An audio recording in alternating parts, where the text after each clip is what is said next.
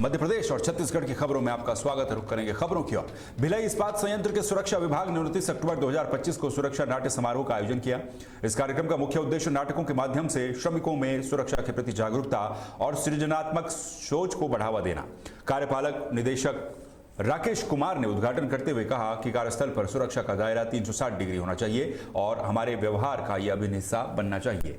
यह सफल आयोजन संगठन में सुरक्षा संस्कृति को मजबूत करने की दिशा में एक बड़ा कदम रहा।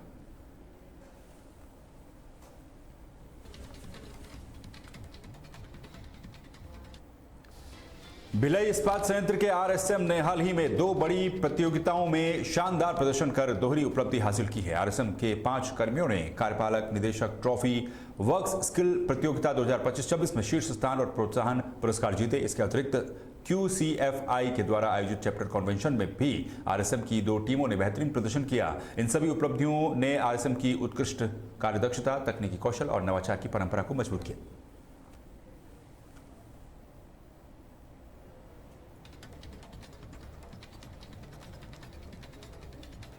दतिया में 22 से 31 अक्टूबर तक आयोजित अखिल भारतीय किन्नर महासम्मेलन में शामिल होने के लिए मध्य प्रदेश की पहली किन्नर विधायक शबनम मौसी दतिया पहुंची। सम्मेलन में शामिल होने आई शबनम मौसी ने एसडीएम संतोष तिवारी से रेस्ट हाउस में एक रात ठहरने की अनुमति मांगी। एसडीएम ने उन्हें अनुमति देने के लिए अधिकृत लेटर पैड पर अनुरोध पत्र देने को कहा, जिस पर शबनम मौसी ने असमर्थता जताई। उन्होंने कहा कि पूर्व विधायक होने के बावजूद इस समय उनके पास लेटर पैड नहीं है। उन्होंने सादे कागज पर हस्ताक्षर करने की पेशकश की।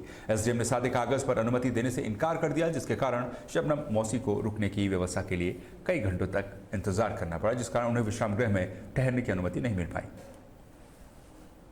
उन्होंने किया, हमको उन्होंने कमरा नहीं दिया, हमने रिक्वेस्ट भी किया और हमने बताया एक्स एमएलए हैं और उन्होंने बोला कि आप पत्र वत्र लिख के दीजिए अपने लेटर पैड पे।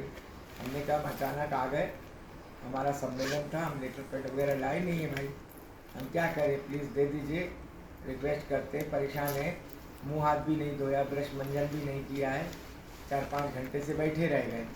फिर राजन भारती जी से हमने कहा, राजन भारती के जो शिष्य लोग हैं, उनके जो शुभचिंतक लोग हैं, उन्होंने प्रयास किया सब जगह, फिर उसके बाद में जाके हमको कमरा मिला। आपने बताया नहीं है कि हम पूर्व विधायक भी रह चुके हमने हैं? सब बताया, पूर्व विधायक का भी विवरण उनको दे दिया, अपनी हर तरीके की हमने छाप, हमें पास आधार कार्ड भी है, सब है हमारे पास, और पूर्व विधायक का पास भी है हमारे पास, सब है। तो किसी चीज़ को एग्री नहीं है। और इस तरीके से उन्होंने एक ब्राह्मण होकर हमको, एक ब्राह्मण को ब्राह्मण ने फटकारा बुरी तरीके से, ये अच्छा नहीं लगा।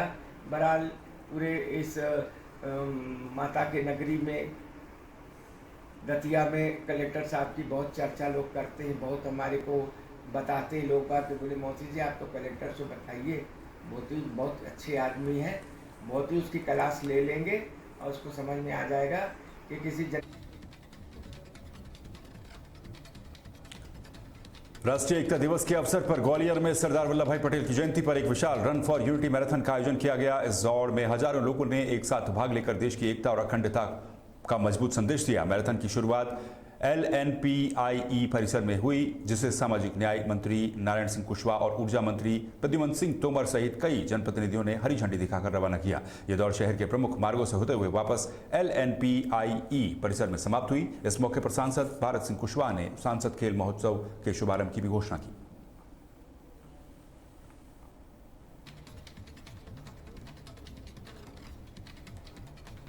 गरियाबंद जिले के आदिवासी विकासखंड मैनपुर स्थित शासकीय प्राथमिक शाला ओमकार पारा में शिक्षा विभाग की बड़ी लापरवाही सामने आई है। इस स्कूल में सिर्फ 5 छात्र छात्राएं नामांकित हैं, जिनके लिए 2 शिक्षक तैनात हैं, लेकिन बच्चों का भविष्य खतरे में है। लापरवाही की मुख्य वजह यह है कि स्कूल का ई-डाइस कोड नंबर बंद है, जिसके कारण बच्चों को सरकारी मूलभूत सुविधाएं नहीं मिल पा रही हैं। ई-डाइस कोड बंद होने से आदिवासी बच्चों को न तो मध्याह्न भोजन, न स्कूल यूनिफॉर्म और न ही पाठ्य पुस्तकें मिल पा रही हैं। स्कूल प्रबंधन के द्वारा कई बार लिखित आवेदन देने के बावजूद भी उच्च अधिकारी नींद में है और बच्चों को शिक्षा के अधिकार से वंचित होना पड़ रहा है, जिस कारण यहाँ के ग्रामीण आक्रोशित हैं और इन 5 बच्चों को सरकारी योजनाओं का लाभ कब मिलेगा, ये बड़ा सवाल बना हुआ है।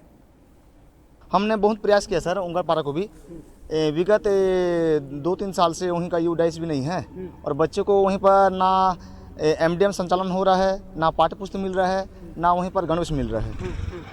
हमने उच्च अधिकारी को भी यही मतलब बात पहुंचाई कि ऐसे बात है, तो उच्च अधिकारी का कहना है कि अरे ये तो सब है कि नहीं, यूडाइस बंद हो गया है तो यहीं कुछ नहीं मिल सकता, ना स्कूल को बंद कर रहे हैं ना कुछ कर रहे हैं। जी, तो क्या आपने उच्च अधिकारी को बताया? जी बताया सर, मैं बीआरसी को बताए हैं, हमारे डीओ सर को बताए हैं, हमारे डीएमसी सर, सभी जितने भी हमारे जिला तक उच्च अधिकारी। स्कूल में कई सारी सुविधाएं नहीं मिल रही हैं और बच्चों 4-5 ही संख्या में दर्ज है, स्कूल भवन जर्जर है, क्या दिक्कत हो रही है? सर यूडाइस तो बंद है, यूडाइस के बंद होने के नाते पूरा जो लाभ मिलना चाहिए बच्चे लोग को नहीं मिल रहा है। तो क्या अपने उच्च अधिकारी को बताया? जी, संकुल सानवर के माध्यम से पत्र लेखन किया गया है, लेकिन अभी तक तो। ये क्या नाम है आपका?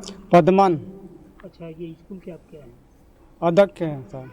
हाँ। ये ओंकार प्राइमरी स्कूल में क्या क्या सुविधाओं से बच्चों को वंचित होना पड़ रहा है? बच्चे का समस्या तो बहुत समस्या है, सब लाभ कुछ नहीं मिल रहा है हमारा बच्चे के लिए। क्या क्या नहीं मिल रहा है? मध्याह्न भोजन ना मिल रहा है, ना कलम पेन किताब कुछ नहीं मिल रहा है। फिर हाल वहीं देवास जिले के तहसील कार्यालय में उस समय हड़कंप मच गया जब नायब तहसीलदार हर्षल बहरानी को रिश्वत लेते हुए गिरफ्तार किया गया, जहां ईओडब्ल्यू उज्जैन की टीम ने नायब तहसीलदार को 15,000 की रिश्वत लेते हुए रंगे हाथों पकड़ा। आपको बता दें कि फरियादी ताराचंद पटेल ने शिकायत दर्ज कराई थी कि तहसीलदार उसकी जमीन से जुड़ी 3 फाइलों के काम के बदले ये रिश्वत मांग रहा है। शिकायत सही पाई जाने पर ईओडब्ल्यू की टीम ने 31 अक्टूबर को योजना बनाकर के ट्रैप की कार्रवाई की। जैसे ही हर्षल ने रिश्वत की रकम ली, डीएसपी अमित के नेतृत्व में टीम ने मौके पर उसे गिरफ्तार कर लिया और अब आरोपी अधिकारी के खिलाफ भ्रष्टाचार निवारण अधिनियम के तहत मामला दर्ज किया गया है। आगे की कार्रवाई की जा रही है। वो नाम जुड़ा था, इंदिरा जुड़ा, 3 फाइल थी मेरे पे, तीनों के बदले साहब आज का नए कानून बता रहे थे, तो उन्होंने बोला कि देख लेना ये 15,000 ले और मैं आपका ये फाइल देना निपटा दूंगा, तो मैं आज लाया, दे दिया मुझे। कितने पैसे की मांग करी थी शुरुआत? 15,000, केवल 15,000। शुरुआत 20 का था, 15,000। कितनी फाइल थी? 3 फाइल थी। अच्छा, ये जमीन कहाँ है आपकी? ये जमीन नागौरा में है। ये आज आप आए तो आप किस तरह से बात की, क्या प्लानिंग की थी आपने इनको पैसे देने के लिए, आज किस तरह से कार्रवाई करवाई आपने? ये आज तो हमने ईडब्ल्यूडी शिकायत की थी, वहाँ से उन्होंने बोला कि यहाँ पर आ जाओ, उनके साथ में आया जी, जैसे तो उन्होंने पता आपने पैसे दिए तब क्या बातचीत हुई थी? जब जैसे बात हुई थी मैंने कहा आपकी 3 फाइल हो जाएगी, अर्चना वाले भी बना दूंगा, ये वाले भी बोले आपका गवाह करवाना, इसके अंदर गवाह करवा दो। मैं ठीक है सर। ये आपकी कितने फाइलें करवाई? जी, ये ईओडब्ल्यू उज्जैन की टीम है।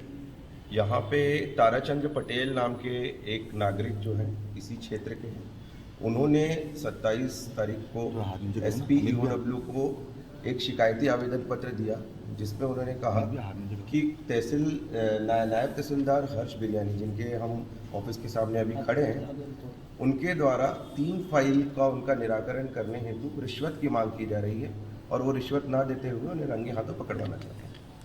एसपी ईओडब्ल्यू उज्जैन ने इसके लिए फिर वेरिफिकेशन करवाया। हमारे टीआई